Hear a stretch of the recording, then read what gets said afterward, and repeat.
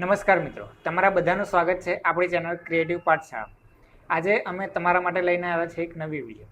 જો તમારી પેનડ્રાઈવમાં વાયરસ આવી ગયો હોય, સ્ટોરેજ ખાલી ન દેખાતું હોય, ફાઇલ્સ ઓપન ન થતી હોય અથવા તમે પેનડ્રાઈવને સંપૂર્ણ રીતે સાફ કરવા માગતા હોય તો આજનો આ વિડીયો તમારા માટે ખૂબ જ ઉપયોગી છે.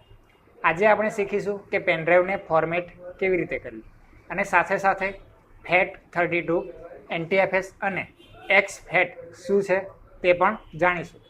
તો મિત્રો, જો તમારે આ જાણવું હોય તો વિડીયોની અંદર બન્યા રહેજો અને વિડીયો પૂરેપૂરો જોજો તો તમને પૂરી માહિતી મળી જશે.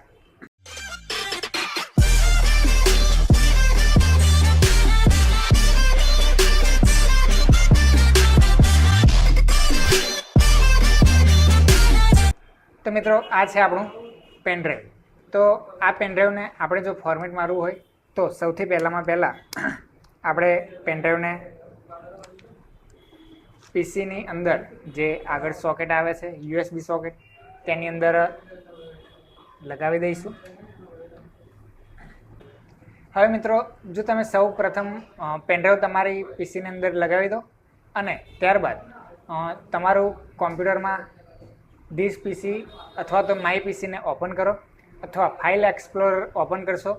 જેમ કે અહીંયાથી કોમ્પ્યુટર દેખાય છે તેના પર ક્લિક કરો અથવા તો ફાઇલ એક્સપ્લોરર જે છે ત્યાં ઓપન કરશો તો પણ તમને અહીંયા તમારું પેનડ્રાઈવ જોવા મળી જશે. તો મિત્રો, આ મારું પેનડ્રાઈવ છે USB ડ્રાઈવ D.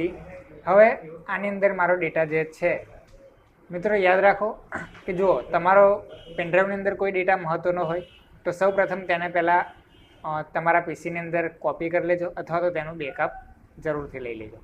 હવે મિત્રો, આપણે શીખીએ કે આ પેનડ્રાઈવને ફોર્મેટ કરવું હોય તો શું કરવું. તો સૌપ્રથમ તો પેનડ્રાઈવ આપણું જે છે તે સિલેક્ટ કરીશું. તે પેનડ્રાઈવ સિલેક્ટ કર્યા બાદ તેના પર રાઈટ ક્લિક કરીશું. રાઈટ ક્લિક કરતાં આપણને અહીંયા બધા મેનુ જોવા મળશે. તેની અંદર નીચે એક ફોર્મેટનો ઓપ્શન આપણને દેખાઈ રહ્યો છે. તો આ ફોર્મેટના ઓપ્શન પર આપણે ક્લિક કરીશું. તેના પર ક્લિક કરતાં એક આવું મેનુ આપણને ઓપન થયેલું જોવા મળશે. અહીંયા લખ્યું છે ફોર્મેટ USB ડ્રાઈવ D. અહીંયા આપણે કેપેસિટી તેની જોઈ લેવાની છે કે આપણે જે પેન ડ્રાઈવ નાખ્યું તે ખરેખરમાં 57 GBનું છે અથવા તો કોઈ અલગ હશે તો અલગ બતાવશે, 32 GBનું હશે તો 32 GBનું બતાવશે. તો અહીંયાથી આ 57.2 GB આપણને બતાવે છે. હવે અહીંયા નીચે ફાઇલ સિસ્ટમ આપ્યું છે. તો મિત્રો, ફાઇલ સિસ્ટમમાં NTFS અને XFAT. તો મિત્રો, તમને જણાવું કે NTFS શામાં વપરાય છે. તો મોટી ફાઇલો જે હોય છે, જેમ કે વિડીયોની ફાઇલ કદાચ 4-5 GBથી ઉપરની ફાઇલ હોય તો તેના માટે NTFS વપરાય છે. કોઈ કોમ્પ્યુટરની હાર્ડ ડ્રાઈવ હોય, કોઈ એક્સટર્નલ હાર્ડ ડ્રાઈવ હોય તો તેના માટે પણ NTFS ફોર્મેટ વપરાય છે. જેની અંદર મોટી ફાઇલો આપણે કોપી કરતા હોય તો તેને NTFS ફોર્મેટની અંદર આપણે ફોર્મેટ કરવું પડે. બીજું છે XFAT. XFAT એટલે કે જે પેનડ્રાઈવને તમારે મોબાઈલની અંદર યુઝ કરવો હોય, તમારી ઘરની LEDની અંદર યુઝ કરવો હોય તો તેને ફોર્મેટ કરવા માટે આપણે XFAT નામનું પાર્ટીશન પાડવું પડે. તો અત્યારે હાલમાં મિત્રો NTFS કરીને આપણે પેનડ્રાઈવને ફોર્મેટ કરીશું.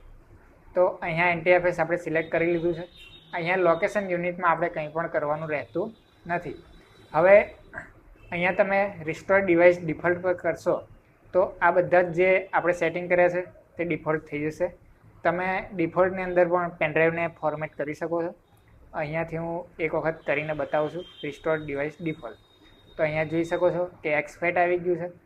અહીંયા ડિવાઇસ ડિફોલ્ટ અલોકેશન સાઇઝ આવી ગયું છે.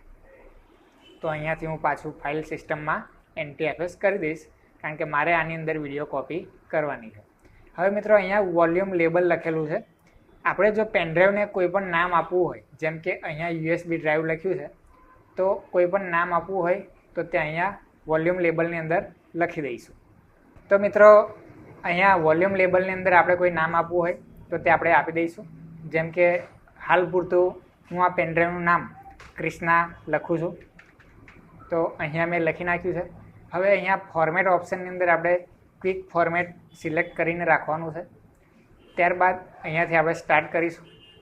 જેવું સ્ટાર્ટ કરીશું એટલે આવું બીજું એક ટૂલબાર ઓપન થશે જેમાં ફોર્મેટ USB ડ્રાઈવ લખેલું આવશે. અહીંયા આપણને વોર્નિંગ આપે છે કે પેનડ્રાઈવની અંદરનો દરેક ડેટા તમે ફોર્મેટ કરશો તો બધો જ ડેટા નીકળી જશે. તો મિત્રો ફરી વખત જો ફોર્મેટ કરવું જ હોય તો અહીંયા ઓકે પર આપણે ક્લિક કરીશું. જેવું ઓકે પર ક્લિક કરીશું એટલે અહીંયા એની પ્રોસેસ સ્ટાર્ટ થશે.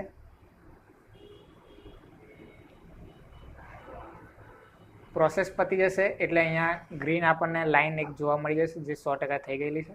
અને બીજું અહીંયા એક આપણને ફોર્મેટ કમ્પ્લીટનો મેસેજ પણ આવી જશે. તો અહીંયા ઓકે મારીને ક્લોઝ કરીશું તો અહીંયા આપણે જોઈ શકીએ છીએ કે આપણું જે પેનડ્રાઈવ હતું તે સંપૂર્ણ ખાલી થઈ ગયું છે, ફોર્મેટ થઈ ગયું છે. અને પેનડ્રાઈવનું નામ જે આપણે ચેન્જ કર્યું હતું તે ક્રિષ્ના લખાઈને આવી ગયું છે. તો મિત્રો આવી રીતે તમે પણ પેનડ્રાઈવ ફોર્મેટ કરી શકો છો. જો આ વિડીયો તમને ગમ્યો હોય તો વિડીયોને લાઇક કરો, શેર કરો અને સબસ્ક્રાઈબ કરો. આવી જ વિડીયો જોવા માટે અમારી ચેનલ સાથે જોડાઈને રહો.